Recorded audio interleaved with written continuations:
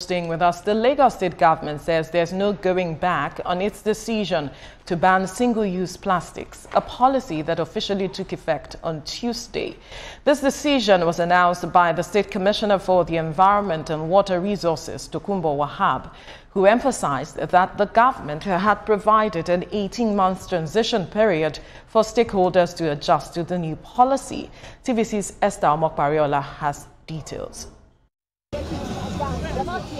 In a bid to tackle the growing threat of plastic pollution, the Lagos State government last year announced a ban on styrofoam food containers, popularly known as takeaways.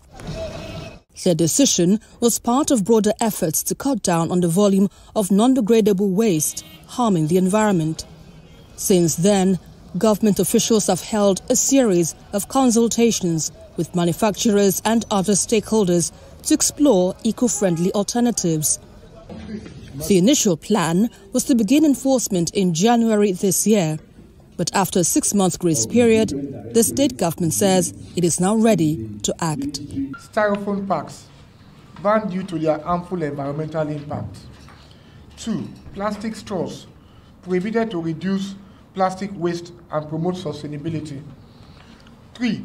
Disposable cups and cutleries banned to minimize plastic pollution in the environment. 4. Lightweight nylon bags banned due to its non-reusable and non-biodegradable quality. 9. If after 18 months moratorium, the producers have not been able to embrace alternatives to single-use plastics, it only means they have no intention of complying at all. Authorities say multiple enforcement strategies are already in place. Any market, store that is found storing or engaging in the sale and distribution of the single-use plastics less than 40 micron will be sealed up. The items confiscated, while the offenders will be punished according to the environmental laws of Lagos State.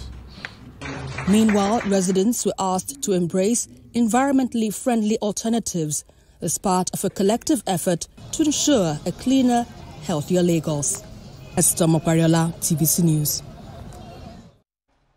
Well, joining us via Zoom for this conversation is Associate Director, Corporate Accountability and Public Participation, Africa, CAPA, Olamide Martins. Good morning. It's good to have you join us. Good morning. It's always my pleasure to be here. Great. Now, as a way of giving a background to why the state government intends to push, or rather is enforcing this ban, help us educate our viewers on the dangers of single-use plastics. Okay. Once again, thank you very much for having me. I think it's already established that the sustained use of single-use plastic is a major threat to our environment. Lagos, for instance, where the ban is not going to be operative, is a coastal state, meaning we are surrounded with water.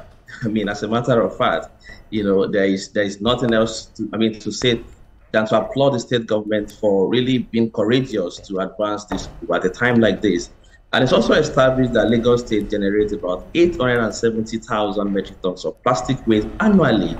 And every year in, year out, to see this plastic waste finding their ways into, our drainages and causing water pollution and the like. So it is just high time. And as a matter of fact, the 18-month, transition period given to, the so-called producer of this waste, I think is enough, to allow a transition. What we are dealing with today in Lagos State is massive environmental pollution and largely connected to plastic. There are so many underlying interests that we might need to consider. How much of consultation went into this? How much of dialogue was established? But as a matter of fact, it's appearing to me now that the state is prioritizing the interests of the people, public interest now, as against corporate gains that we've always seen. So it's welcoming, it's good, even though we have so many reservations about the exception of plastic, PET plastics and water sachet and the like. But I think it's a good step that we should applaud the state government for. Okay, so I'll start with this. First of all, we need to, give our accolades to Mr. Tokunbo Wahab. He's doing a great job, but I want to deviate a little bit. talking about orientation, instead of saying that we are banning this, because when you look at it, we have other African countries that you'll be fined when you throw things on the floor. Talk about Rwanda, talk about Ghana. These kind of countries, if you throw refuge on the floor, you'll be fined. And if you find out their citizens don't do that, is it about us banning this or finding a way to give orientation to people or not throwing things on the floor? Yesterday, I was passing through the Amoa-Dofin area and you could see how people were littering the floor. And I'm like, these are people that are throwing these things. Have we forgotten about orientation, or we feel like this ban is going to work rather than orienting people? Well, I think both need to work hand in hand, and we have to be very sincere with ourselves. Plastic itself is not mysterious. There is something leading to the availability of plastic. It is the byproduct of the fossil fuel industry, and we have to establish that. Now, I agree with you that a lot of orientation needs to go into this, but then 18 months should just be enough. I mean, I listened to the Commissioner for Environment, and he rightly mentioned that, but also confirmed it, that we're a level of consultation, even with the Manufacturer Association of Nigeria, leading to this ban. It is something expected. We have issues with our value system as a people, but then the government is not helping matter. On the other hand, we can't expect to fly on the wings of gas whose byproduct is plastic and expect not to have the plastics litter our streets. So it's it's a very, very difficult conversation that we need to have. Now that is now being banned, I think a lot of orientation needs to also go into ensuring that the beneficiaries of this policy. I mean, I've seen a lot of resistance from those whose livelihood depends on plastic, and saying it's going to create a lot of job loss. People will begin to become redundant and become, difficult for the society to even handle. But then there's an underlying interest of the public health significance of this ban. And when government, is coming up with this ban, as it were, I mean, a lot of consultation have happened and it's still happening, I want to believe. So it's something timely. You've mentioned Rwanda, you've mentioned other African countries. Yet, before an agreement is reached as to, giving a ban on a substance of such magnitude, a lot of wide consultation needs to have happened, like I did mention. And I know exactly that, that is the reason that is now being enforced now. 18-month moratorium, transition period, is enough for any right-thinking, organization. So it is not an attack on business. It is a call to revolve. It is a call to advance and prioritize, public health, like I said, over and above, people who say their livelihood depends on it. So I want to believe that the government is not suspending orientation. It's a pause on consultation, because, like I did mention, some critical plastic materials are still being exempted from this ban. And I want to believe that it's going to be transitory and progressive in nature, meaning that consultation will have to continue over and over again until we get to a point where we no longer see plastic, particularly single-use plastic on our street. But more importantly, we have to demarcate the emphasis that we are giving to fossil fuel, whose end product is plastic that continues to litter our environment. Yeah. Thank you so much, Mr. Martins. I must commend this initiative by the Lagos State government. It is altruistic indeed. Yesterday, when I saw this news, I reached out to Muyiwa Gbadegesin, the MD CEO of Loma, and I asked him, I said, sir, what do you want people to know? What does the press often miss, and what are we likely to miss, in reporting this news? He said what he wants the Nigerian public to know is that there was life before plastic and there is life after plastic. So I guess what my question now is, enforcement of this ban will be the weak link. It's a great initiative, it's a great idea, but enforcement will be the weak link. What sort of community-led models and systems are you putting in place, or do you think we can put in place in order to make this ban stick past the headlines? Well, this is the duty of government. I want to believe that alternatives are already on ground. And one of those alternatives. Can you tell us some of them? Can you hear me? Yes, please. Okay. I want to be sure the question is directed to me. And of course, I was saying that it is part of the duty of government. Policies like these are not, to be isolated from the beneficiaries. And of course, those whose livelihood depend on the value chain. So it is only expected of government, to begin to advance alternatives. Like you mentioned, before the advent of plastics, before, styrofoams and the likes, we've always survived as a people. I mean, we've always have this sense of, local circular economy that promotes sustainability and, of course, litterless the environment. So it's about government trying to, put into measures some of these things by engaging further critical stakeholders, within the space. And like I've always mentioned, it's Lagos State has about 10% of the population of the country. Whatever works in Lagos have a likelihood of working elsewhere in the country. And the rest of the country is looking at how Lagos is going to go with it. And I did agree with you when you said what alternatives are available. Nothing stops us from going to our workplaces with our water bottles, for instance, going to the shopping malls with our bags that are usable, and of course living less on structures or elements that could that, as a matter of fact, an average plastic spends about 400 to 500 years before before they are even degradable. I mean, that is not even our lifestyle. We are short of that as a people, and it is government reminding us of them trying to enforce social safety laws against corporate interests that we've always seen. So I want to believe that this consultation will be ongoing. It's about, manufacturers putting on their thinking cap and, looking into alternatives that can help us to live our normal lives without missing the plastic as against, what the health cry has been from quarters with, ulterior sentiment. And I think it's sort of double whammy for Nigerians, because some of us already know that, yes, plastics is a problem for the ecosystem, because we're having microplastics in our fishes, fish in the ocean, and all of that, taking that, and inadvertently we are also taking it into our own system, which cause long-term problem for us. So if you're saying that the Manufacturers Association of Nigeria is saying, fine, we understand, but it looks like it would disrupt the plastic value chain and it would get some people out of job. We understand it. And those who are waste management are also saying that, the recyclers are also saying, yes, we know that people are coming to terms, they come to this realization. But why don't we just do it in phases? Give us some time so that we adjust to, this change. It's not something that should be an abrupt, situation. Do you subscribe to their plea?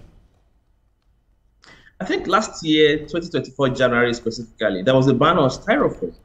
And this is July 2025. That's 18-month moratorium. I don't know what more time this manufacturer of Nigeria are asking for.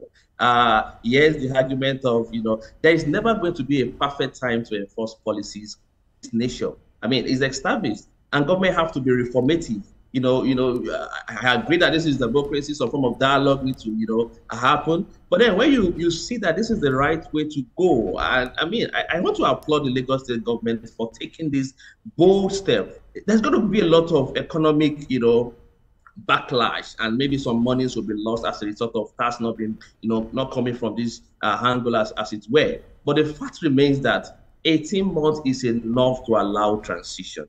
If I am to leave my house as a tenant and I have 18-month notice to quit, I mean, it's normal for me to put my house in order. Even as a pregnant woman, you have 9 months to plan, expecting a new baby. So as a matter of fact, 18 months after the ban of styrofoam is enough. Should the government extend it further to 3 years, I can assure you that the same level of complaint were managed from the people. Yes, the argument that there will be job loss in the value chain, but of course, there are also counter-argument that this might even create some more jobs.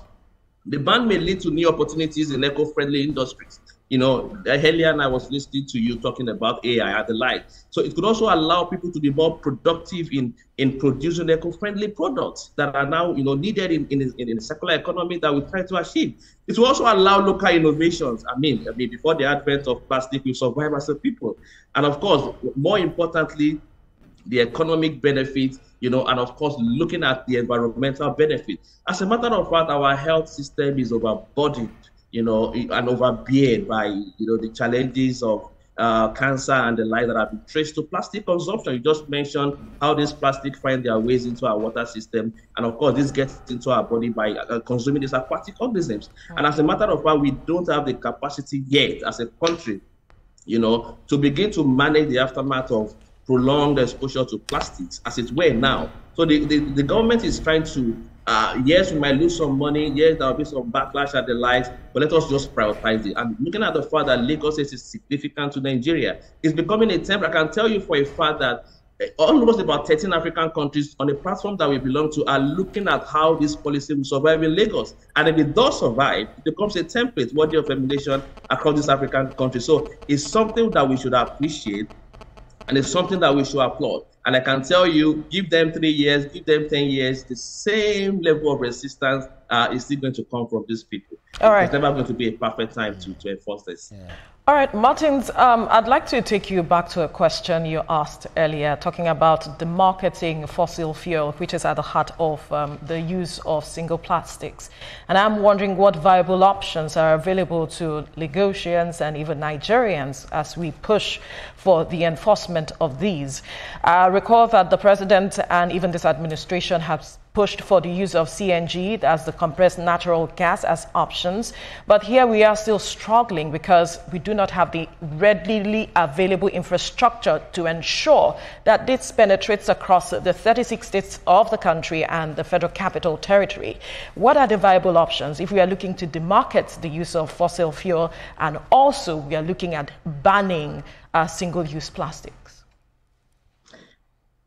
Thank you very much. I think science has over the years established the fact that fossil fuel industries are a major contributor to the climate crisis, the climate exigencies that we currently suffer as a people.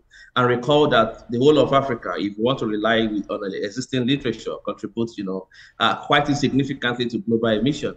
So it is just natural for us to begin to look at alternatives. We are not short of renewable options in the country.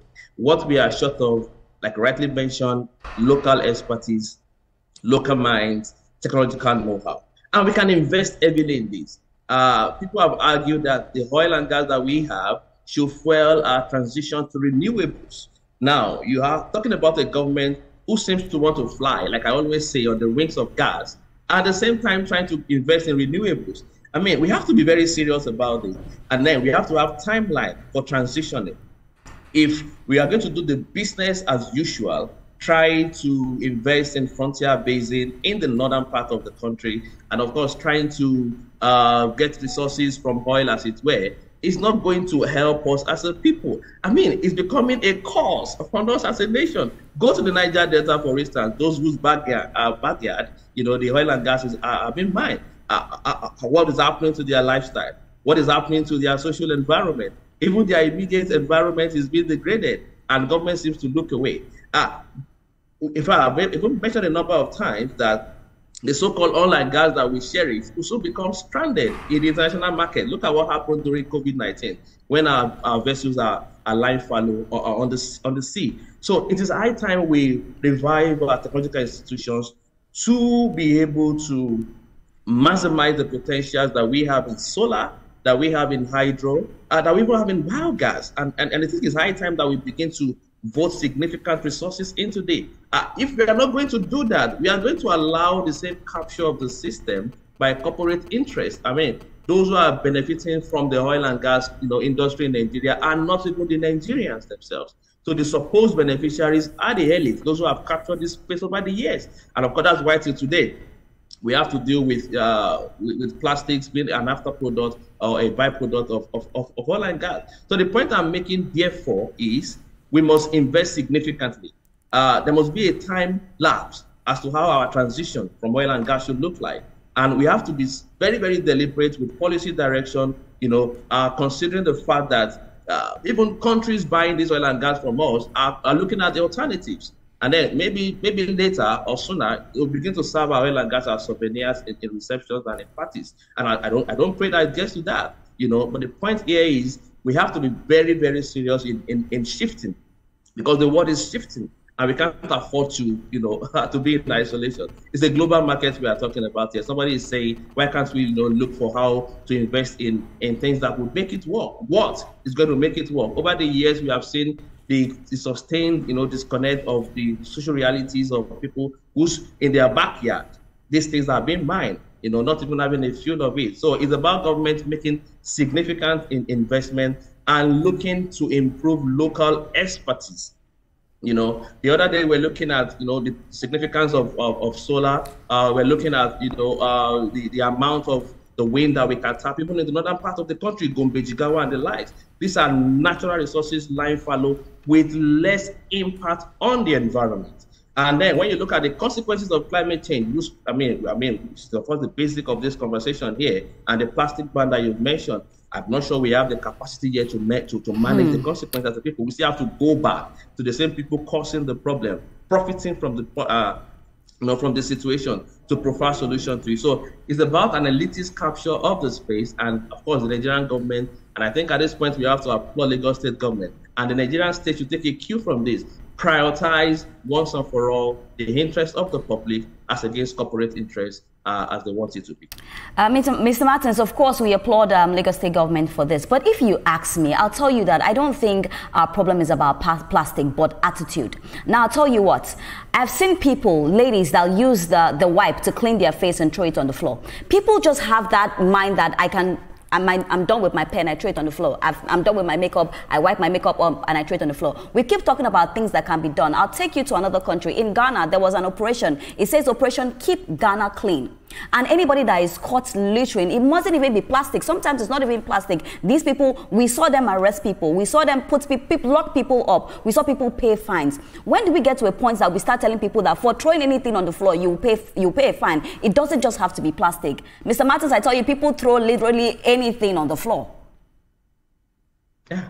Yeah, I agree with you. And I think I've said it earlier. That something is wrong with our psyche as a people. The value system, and the likes. We are not reformist. I must confess that's a matter of fact. Something is wrong with us, and we seem to abdicate self-responsibility to the government, but it's not also unconnected to the economic and social realities of the people and of course of the country itself. I've been around for a while. I'm not sure I've met Nigerians who are truly Nigerians. People are still, being ethnicized, belong to one ethnic, belong to one tribal. The Nigerian thing is not yet in us. And then I agree with you. Even when I travel on the highway, I see people dropping plastics, living as if these things will not eventually come back to them. It has to do with our orientation. But we have agencies within government that should orientate. We have family structures that should orientate. We have religious institutions, not those promoting extremist agenda and the likes, that should also orientate. So it's a collective thing that we are talking about here. And if this is the ban that is expected to enforce this, why not applaud it? When it's unlikely for us to change as a people, why not go the hard way? Somebody will say we have to be democratic and the like. Yes, I agree with that. But it appears that the government also needs to enforce some certain principles on the people. And it doesn't have to do basically with plastic, about our value system as a people. We seem to have lost it. Government is not helping. There is absolute distrust in the system. There's wide disconnection with governance and even the government and those who should even benefit from policies of government. There is a mutual suspicion. Everything seems to be reduced to politics, in the people. Even when government comes with good intentions such as this, people still rehearse, arbitrarily, saying maybe there are ulterior motives behind it. So I agree with you. But then why this is going on, why this ban is becoming necessary, consultation, orientation, conscientization, and of course, changing the mindset of the people need to also happen. But this is not the sole duty of the government. And I'm using this medium to encourage listeners and Nigerians listening to me right now. Within your own social sphere, in your office place, in your workplace, in your home, in your religious institution, try to be an advocate of change. If somebody very close to you drops plastic somehow, you pick it up and then you walk up to the person and say, this thing you are doing will eventually come back to haunt you and haunt your generation to come. Right. I expect that maybe when we continue to do this more deliberately, then we are on a good trajectory to having a nation that we can be proud of. So it's a whole lot. It's a whole lot. And I asked the professor this question, why we are, who we are as a people. The question still remains rhetoric. Right. But then it has to do with mindset as a people, the trust that we don't have in government, and why an average Nigerian seems to be above. Mr. Martins, I think I want to slightly disagree with you, with the position that Nigerians are, why we asking the questions why we are the way we are. I don't think it's a function of Nigeria alone, because I remember we're having this conversation before we even came live with the producer, talking about even other countries such as even the United States. They say, yeah, when they talk about these countries, this European continent, they say they are very, very clean. But that's not true. There is a guy who dedicates his, lives, when I say lives, I mean social media lives, to filming places that are dirty in the United States, and then we see places that are dirtier than Lagos. Talk about California, even in New York, there are so many places that are so dirty. I also remember in central London, I was standing somewhere very close to, where a beggar was, say a pound's place, and the place was smelling. That people were they had already peed on the wall, and you find it several places. So I remember growing up, they taught us how not to litter the floor and put it in the right place. So is it? The question is, do we just shift the focus away from it is a Nigerian thing? Rather, it is a global thing, and where exactly is the missing link? Yeah, well, it is a global thing, but more of a Nigerian thing. And I must say that those countries that you referenced, yes, we still have systems that enforce responsibility on the people. And people in those countries see practical example of good leadership, So it's not difficult for them to, be patriotic and be nationalistic in their outlook and in the way they do their things. I'm not going to exempt Nigeria from, from the mess that, that we are talking about here. We are a part of the global community, no doubt about that. But then there is weakness in, social responsibility. There is virtually no example to be drawn anywhere and from anybody, not even those we refer to as our leaders, so quote and unquote, in the country. So when government comes up with any policy such as this, there's always this initial resistance, from the people, because it doesn't seem to be mutual. People have these ulterior, well, is it directed at a sector? Is it going to, to wish some particular people? Is it going to kill some businesses? Is it for political motives and the like? So I'm looking at the strength of our institutions. I'm looking at the sincerity of our policy formulation. I'm looking at how much dialogue goes into, because there are stages in policy making. First, a problem needs to be identified, such as this. Lagos State is battling with plastic pollution. That is a problem. Now, is it a common problem agreed by all stakeholders? Yes, it is. Do we have to do something about it? Yes, we have to. How do we go about it? Let's ensure a ban. That is a mutual policy that has mutual significance. So averagely, you don't expect resistance. But like I did mention, because of the economic and social reality, and of course the political system of the country, people still assume suspicion even to good policy of government. And it is still the duty of government to enforce the responsibility of the people. People should see practical leadership, from government. And then you don't have to struggle to have communal oversight to ensure that these policies become operational even at the local level. So Nigeria is not exempted, it's a global issue. But then government and the people of the country needs to do more in making sure that as they often say, charity begins at home. So I think it should begin from the home front, where parents teach their children how to keep the environment clean, and also the matter of trust deficit, the government ensuring that that gap is bridged as quickly as possible. Olamide Martins, Associate Director, Corporate Accountability and Public Participation, Africa. Thank you for your time. Always my pleasure. Thank you very much. Great. Now, after the break, we will focus on security and how citizens can participate in the public policing strategy in Nigeria. Stay with us.